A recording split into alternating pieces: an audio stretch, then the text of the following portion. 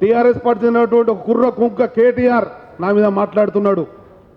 రమణ చంద్రబాబు నాయుడు తొత్తు అని చెప్పని, రమణ తెలుగుదేశం పార్టీ కార్యకర్త తొత్తు, రమణ తెలుగుదేశం పార్టీలో ఉండేటువంటి క్రమశిక్షణ కార్యకర్త కొరకు రమణకు ఉండేటువంటి రక్తపు చివరి పొట్టు వరకు కూడా వీళ్ళు సిద్ధంగా ఉందని చెప్పని తెలియజేస్తూ, నీ నాయన నీవు నీ పార్టీ ఎన్ని ప్రలోభాలకు గురి చేసినా కానీ ఈ రమణ చెల్లించలేదు.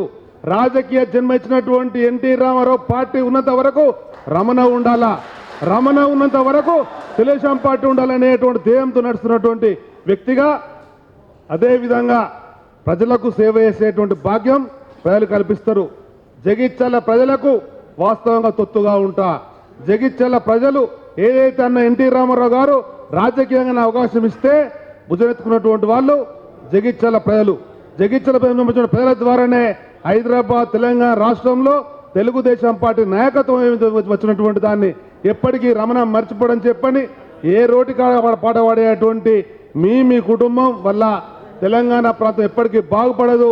తెలంగాణ ప్రజల నెత్తిన ఇవాళ అప్పుల ముంచేటువంటి మీరు మీ పరిపాలన అంతమొందించే వరకు తెలుగుదేశం పార్టీ నిద్రపోదని చెప్పని, రమణ కూడా నిద్రపోవడం చెప్పని, తెలంగాణలో ఉండేటువంటి పేద పిల్లల పక్షాన గొంతుకగా మేము ఉంటాము.